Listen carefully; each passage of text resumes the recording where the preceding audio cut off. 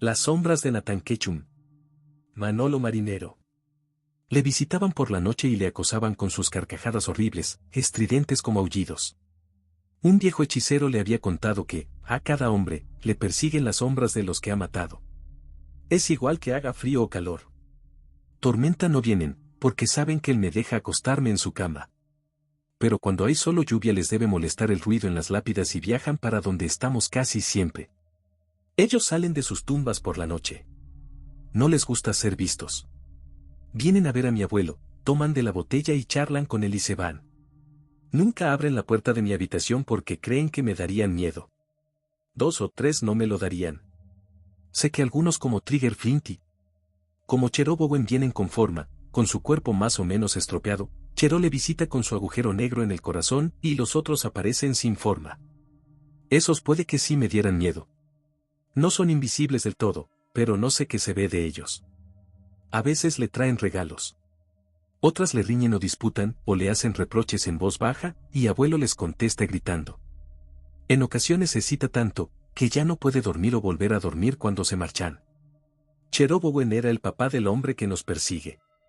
Hace mucho tiempo un hechicero Sosone le contó a Nathan Ketchum, que es mi abuelo, que a cada hombre le siguen las sombras de los que ha matado, si es que no ha sido en una guerra. Pero esto no le vale al abuelo. Me dijo que los del norte llevaban la razón, pero los del sur le eran más simpáticos. Así que no hizo la guerra. Me gustaría decirle al hijo de Chero que no mate nunca al abuelo. O que, si se empeña en matarle, que no le mate por ahora. Anoche vino el mejor amigo de mi abuelo, Moab Uray. Estuvieron en una misma diligencia, en el pescante, varios años juntos. Y luego se hicieron malos a la vez. Pero el abuelo Nathan se hizo después otra vez bueno. A Moab Uray le habían ahorcado solo 3 días antes. No sé por qué el abuelo quiso presenciar su ejecución en Abelan, y tuvimos que recorrer tantas y tantas millas a través de la pradera para eso. Aunque fuéramos en tren. Nathan no me dejó ver el asunto, pero yo tampoco quería verlo. Me quedé en la habitación del hotel, con galletas y medicinas. Pero sí vi desde el balcón a toda la gente yendo a mirar cuando colgasen a Moab Uray. Mi abuelo Nathan Ketchum es un hombre estupendo. Era muy valiente y cuando tenía 1 año más que yo mató a un indio. Luego a más gente, a labradores, asaltantes de diligencias, pistoleros, indios y suecos. Y a Chero Bowen, cuando quiso lazarlo. Esa es la muerte que más tiene que lamentar. También mató a mis padres. Mi abuelo antes no lloraba nunca. Cuando bebía al principio y todo el tiempo que estuvo sin beber. Le daba igual haber matado a Trigger Flint cuando éste se quiso quedar con la mina para él solo. Pero hace 1 año y medio que decidió que podía cuidarme y beber por las noches a un tiempo. Desde entonces tiene a veces pesadillas, y se acuerda de mi abuela y de que apenas vivieron juntos, y cree que se va a ir al infierno por haber hecho demasiados pecados. Hace algún tiempo un predicador le explicó a Nathan Ketchum que a cada persona le siguen sus pecados como un cartel en la espalda que le llevará derecho al infierno, mientras no deje de cometer todos. Pero en mi último cumpleaños mi abuelo estaba contento y me dijo que los predicadores tienen razón, pero que le caen más simpáticos muchos pecadores. Mi abuelo antes no lloraba nunca. Me juró que no había llorado más de 2 veces desde que tuvo memoria. Ahora es menos fuerte. Sabe que ya no podrá nunca enfrentarse con varios pistoleros a la vez. Y a lo peor, ni a uno solo. Le he pegado la enfermedad del pecho y tiene 64 años. Por todo eso escapamos. Anoche le oí gritar, no volváis más. No quiero estar más con fantasmas. Me volvéis loco. Venid de día si podéis, condenados. Cuando mi abuelo Nathan dice condenados, se refiere a los que van a ahorcar o a los que están viviendo en el infierno. Me da mucha pena. Pero, aunque él piensa que pronto se irá con ellos, yo sé que no irá al infierno. Ni siquiera por delatar el paradero de su amigo Moab Uray al sheriff de Abelan, en una carta que yo leía a escondidas. No me lo dice a mí, pero le escucho gritar y protestar en cada cuarto de al lado muy asustado las noches que piensa que le echarán al infierno. Ahora viajamos y paseamos siempre juntos, como antes, pero en los hoteles alquila 2 habitaciones con puerta en medio. Una para Evelyn y para mí. Está atento a si toso o escupo sangre o me duele la cadera. Si el hijo de Chero Bowen conociera a mi abuelo Nathan, no se vengaría de él por aquello de hace tanto tiempo. Si solo me conociera a mí, se esperaría un par de navidades a vengarse. pero no nos conoce bien. Nunca hemos estado junto al mar ni las montañas con nieve, aunque Nathan Ketchum siempre me ha llevado consigo a donde escapa. Si fuéramos a vivir Evelyn, él y yo al lado del mar, sería muy malo para mí. Ya estaría muerta, pero no voy a durar mucho. Si fuera a durar lo normal, no me habrían quitado el pie y luego la pierna. Pero si no me los hubiesen cortado, ya me habría muerto. Me dan más miedo las iglesias que los cementerios, que están al aire libre. Ya me ha dejado de doler la pierna que me falta. Solo me hacía mucho daño al principio de no tenerla. Ahora solo me duelen los pulmones y la cintura, pero menos. Si no me moviera de un sitio muy seco me curaría. Eso dijo un médico. Creo que Nathan piensa que lo de los huesos va más deprisa, y me lleva de una estación para otra, a que me miren los médicos de los pueblos más grandes, con más aparatos en sus cuartos. Me llamo Hildy Ketchum y tengo 13 años y medio. Cuando me hiciera mayor mi cara no les gustaría a los chicos. Pero nunca llegaré a ser mayor. Son siniestros. Cherub Owen le dijo riendo a mi abuelo que, si su hijo Whitty no le mandaba al infierno, entonces no lo podría hacer el mismo Lucifer. Trigger Flint también se reía. Eran carcajadas horribles, estridentes como aullidos. Y oí llorar a mi abuelo antes de que él también se pusiera a reír muy rápido, sin estar contento para nada. Si siguen visitándole de noche, se volverá loco de verdad. Debe ser más de sufrir morirse loco que de gangrena, de tuberculosis o de tisis. Por lo menos, la fiebre de mi abuelo es peor que la mía. El sepulturero de donde está la lápida de Cherub Owen, que una vez visitamos, mentía peor que ninguno que yo haya conocido, cuando me dijo que nadie muere de gangrena después de la guerra. No se tienen demasiadas cosas en el cuerpo. Si se las van cortando una a una, se acaban. No sé cómo habría tenido que apellidarme. Me gusta llamarme Hildy Ketchum. Hildy me lo puso mi abuelo. Un día, el verano pasado, mi abuelo estaba muy borracho. Me contó que mató a mi padre hace 14 años porque no se quería casar con mi madre, que era hija suya. No me dijo más, pero yo algo había oído. Cuando se levantó, ya despejado, me dijo que era mentira, que nunca conoció a mi padre, que éste sí se casó con mi madre y luego le mataron los mezcaleros apaches. Pero lo de la mañana era un cuento y lo primero era la verdad. Al hablarme tosía y se ahogaba. Se le nota más que a mí. Si estuviera sano, no estaría huyendo de Whitty Bowen. Además, como mi abuelo no conoce al hijo de Cherub Owen y Whitty sí sabe cómo es Nathan Ketchum. Llévalas de perder y le tiene miedo a casi toda la gente joven. Siempre está esperando llevarse un tiro de cualquier desconocido. Piensa que el que le persigue debe ser alto, flaco y rubio como Cherub, pero así hay muchísima gente. El sheriff de aquí es amigo de mi abuelo. Los escucho. Le dice que nos quedemos en Laramie. Si aparece Whitty Bowen le encierra. No tiene ninguna fotografía de Whitty y no puede hacer un dibujo porque no sabe dibujar ni un árbol. Le contesta que nos iremos. El sheriff dice que entonces pasemos por Denver, que allí hay un hospital moderno. Y que el sheriff de Denver también es amigo de ellos. Nathan se acuerda también de ese. Mi abuelo estaba demasiado dormido y borracho para despertarse, hacerles caso y tener miedo de ellos. Escuché sus pisadas. Entraron en mi habitación por primera vez. Cherub Owen es muy grande, y tiene la piel azul como los cadáveres de los ahorcados. Me apretó con dedos largos la garganta para estrangularme. Luego me apretó el pecho para sacarme sangre por la boca. Goteaba una sangre podrida de horrible sabor, que dejaba caer despacio desde su agujero sobre el cuajarón que me subió de la garganta hasta salir a los dientes por la punta de la lengua. Cuando le empujé, me quitó a mi muñeca Evelyn de la cama y la estrelló, lanzándola atrás, contra la cómoda. Desapareció antes de que entraran los del hotel. Él y los demás espectros. Oí sus pisadas mientras huían por el corredor. Los del hotel recogieron del suelo a Evelyn, rota, y me intentaron consolar. Me dio mucha vergüenza que tardaran en despertar a mi abuelo, debido a su estado. Tan deshecho estaba que le oculta lo del ataque de aquel repugnante cadáver que él mismo había agujerado. Me dieron agua con limón para la fiebre. Y poco a poco se me fue el sabor asqueroso de la sangre de aquel monstruo enterrado hace tanto. Evelyn era más guapa que yo y tenía 2 piernas y 2 pies. Creo que dormiré mucho peor a partir de ahora. Me van a dar angustias no estar con Evelyn y el que sé que Cherub Owen volverá por mí. Si viene a llevarme con él, a su horrible tumba, cerrada con la lápida estrecha, a estar apretada junto a su carne corrupta, a que los gusanos que le comen pasen de su cuerpo al mío, a la piel rosada del muñón bajo mi falda. Me llevaría en camisón y no estuvo solo.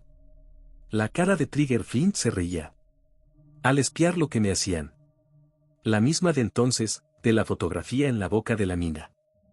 Es natural porque como ese minero de huecos entre los dientes está muerto, no ha podido envejecer durante todo ese tiempo. Y los otros movían las paredes y la cómoda, acercándolas a mi cama, a mí. Querían marearme. O aplastarme. Que viese las paredes fuera de su sitio. Las paredes de la habitación tan pequeñas como las de un nicho donde una ya no se va a volver a mover. Con el techo a un palmo de los ojos cerrados para siempre. Y ellos empujaban las paredes hacia atrás y el techo hacia arriba hasta que la habitación se vio tan grande como una iglesia oscura, sin ventanas o con ventanas diminutas. Pero me pusieron algo con el agua de limón, y se me pasó la opresión del pecho y de la garganta y respiré cada vez mejor y me dormí. Aunque soñé que un pistolero quería matar a mi abuelo Nathan a oscuras, sin tener que verme, y de espaldas, para que yo no le pudiera ver la cara. Se llamaba Whitey Bowen y era de verdad Whitey, el de ahora, pero también era mi padre, que fue enterrado cuando aún yo no había nacido. Por un lado, no quiero que Whitey Bowen descubra a mi abuelo y le mate. Sería después una soledad terrible para mí, aunque no fuera por mucho tiempo. A la gente le asusto. Solo los empleados de tiendas, hoteles y trenes me tratan con cuidado. Solo ellos no me miran al hueco de la pierna. Y nadie de la familia quiso nunca ocuparse de mí, más que Nathan. Ni sus hermanas ni su hermano. Mi madre no tenía ningún hermano. Por eso Nathan lleva tantos años. Como tengo yo sin ver ni escribir a ningún quechum. Por eso y seguramente porque ellos adivinan que fue capaz de hacerle a mi madre lo que le hizo, aunque se lo hizo a solas y nadie se enteró. Pero los hermanos de Nathan no han debido querer tampoco que él siguiera viendo a sus sobrinos. Por otro lado, si matan al abuelo de un tiro, de repente, él no tendrá tiempo de sufrir pensando que va al infierno. Pasará a la nada sin sufrimientos. Aunque quizá también se vuelva un fantasma y se dé salidas nocturnas a visitar a Eali Bowen. He registrado la chaqueta, cuando él estaba abajo. En el bar del hotel, en chaleco. En un bolsillo está la tarjeta del hospital de aquí. Yo tenía razón. Seguro que las enfermeras también tienen mi nombre apuntado y que el sheriff de aquí les avisará dónde estoy cuando maten al abuelo Nathan. Quiere que entonces se encarguen de mí. Si no, no habríamos venido a Denver, donde hay demasiada gente. Hemos llegado a nuestra meta, la estación termal de Colorado Springs. Muy buen sitio para tuberculosos. Y me va a ver el doctor, no recuerdo su nombre. Un médico muy famoso de huesos.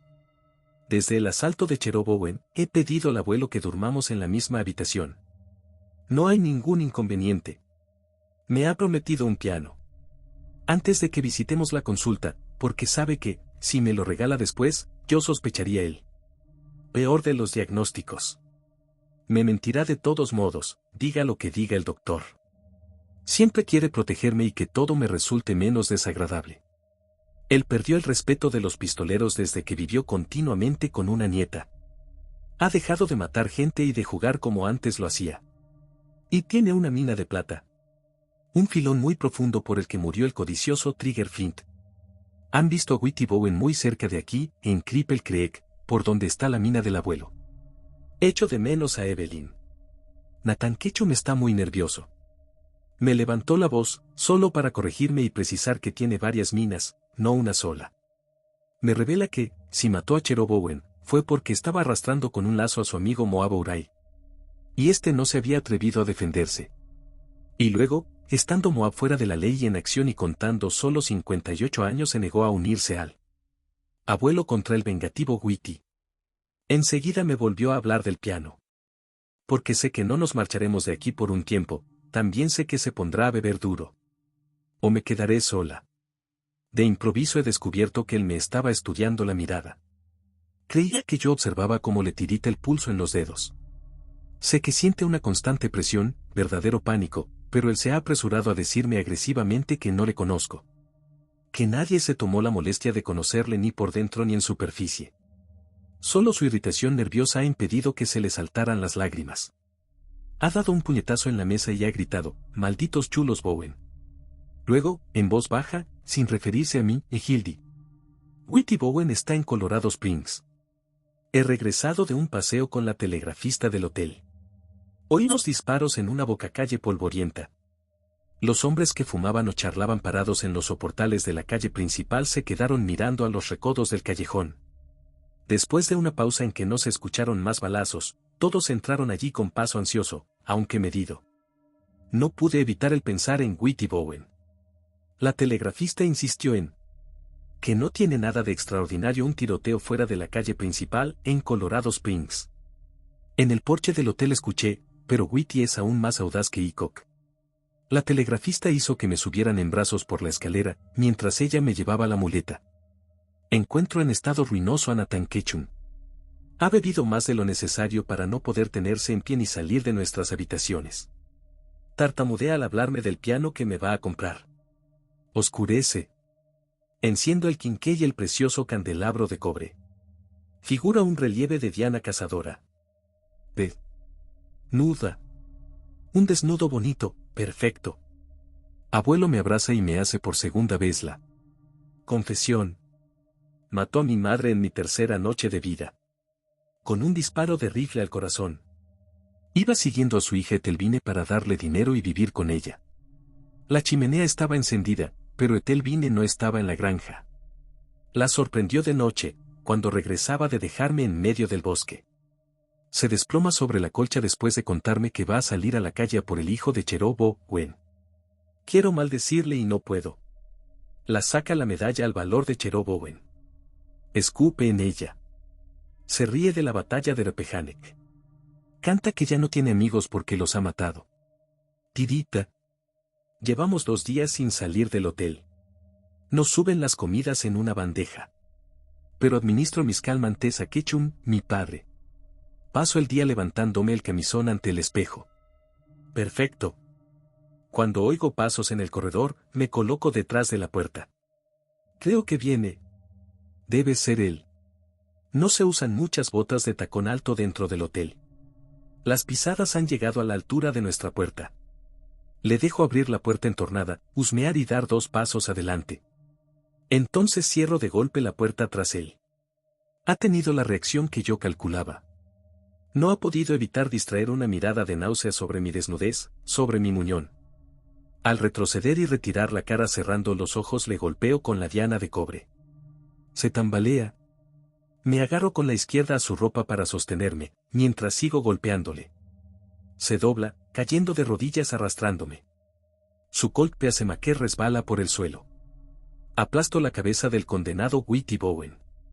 Para hacer la impresión que se ha llevado de esta vida al infierno, ha sido una fuerte, desagradable, preparadora visión la que le he ofrecido. Tiene los ojos de un búho muerto en una rama por congelación. De fantasma.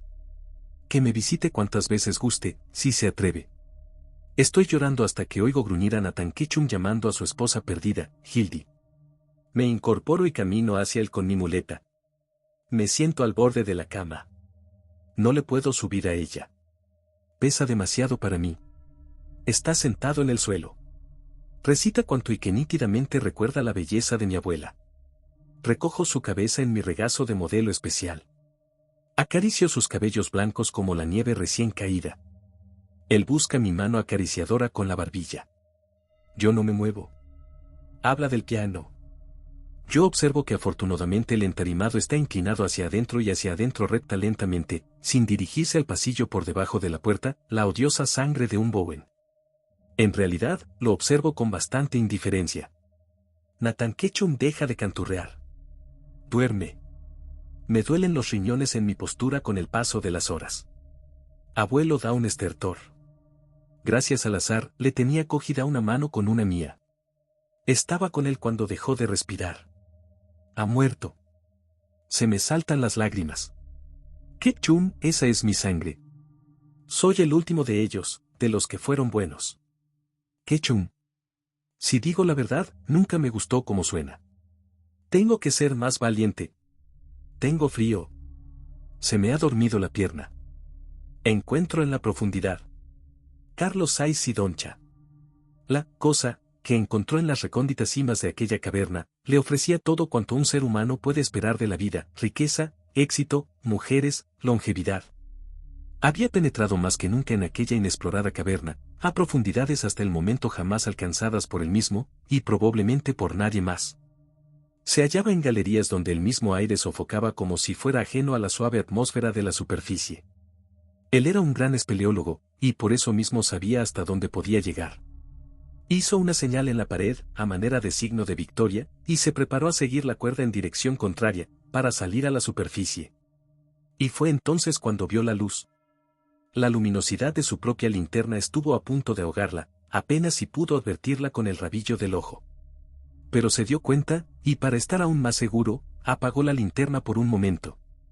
Sí, allí estaba. Un leve fulgor a su lado llegaba de lo más profundo de la caverna, del lugar a donde se hubiera dirigido de no decidir dar media vuelta. ¿Una luz azul en aquella caverna? Decidió ir a investigar. No sin cierta aprensión abandonó el cabo de la cuerda y se internó en territorio desconocido, con la linterna apagada para no perder el fulgor azul. No era sencillo afirmar si se trataba de una criatura viva que bajaba desde el cementerio o era el espectro errante de una hermosa mujer fallecida en el pasado. En las Navidades de 1968, cuando yo contaba 12 años, mi padre trajo a casa un libro grande de capas rojas que enseguida rellenó la atención. Era un tomo con los 52 números encuadernados de la Ilustración Ibérica correspondientes a 1884. Me dijo que, tratándolo con cuidado, podía verlo, estaba lleno de grabados antiguos y, con toda seguridad, me iba a gustar. Lo cogí por primera vez una tarde de enero, un día de entre semana que no tenía clase y deambulaba por mi casa angustiado y aburrido. Mi padre no había llegado aún y mi madre. Bueno, mejor era no acordarse de mi madre. Había desaparecido hacía medio año, eso es todo. La casa estaba llena de sombras y de melancolía, eran las 7 y mi anciana tata no me permitía encender la luz hasta las 8. Se trataba de una mujer de pueblo sumamente tacaña, esa clase de personas cuya infancia, del todo pobre, ha transcurrido en aldeas del interior sin tendido eléctrico y mantienen durante toda su vida la convicción de que la electricidad es algo en lo que debe extremarse el ahorro. Cogí el libro y me puse a verlo sentado junto al balcón del comedor. Penetraba ya una declinante y más allá de los edificios de la se contemplaba un cielo encapotado cargado de triste dosa y malos presagios. No puedo explicar la extraña fascinación morbosa que me producían aquellas imágenes. Hoy son muy apreciadas por cierta clase de coleccionistas que las identifican con el calificativo amplio de estampas del siglo XIX.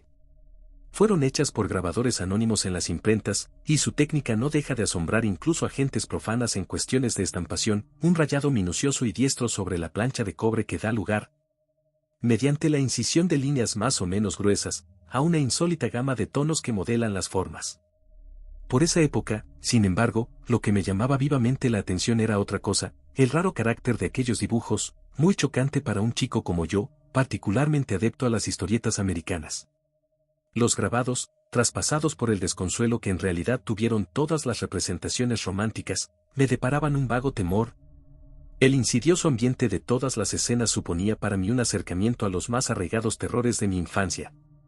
Todos los grabados se perdían en sombríos paisajes, recónditas arboledas con rincones oscuros donde parecían acechar, entre los males ojos ocultos pertenecientes a seres infames. Castillos en ruinas enclavados en la llanura bajo un cielo aplastante, episodios amorosos entre caballeros y doncellas medievales con fondo de jardines cerrados por tenebrosas frondas otoñales llenas de incógnitas. Pero quiero referirme en particular a un grabado de tema funerario que, si bien no era uno de los que más me impresionaban, fue el promotor de un suceso que amargó toda mi niñez y mi adolescencia, y aún hoy. Si mi atención se fija en su recuerdo, no puedo evitar una sensación física que se aproxima a las náuseas. Un sábado por la tarde me senté con el libro frente al escritorio de mi padre. El hecho de la desaparición de mamá le había inclinado a concederme una serie de privilegios que quizás yo nunca hubiese conseguido si ella continuase en casa. Uno de ellos consistía en dejarme estar en su despacho, siempre que tuviera terminados mis deberes.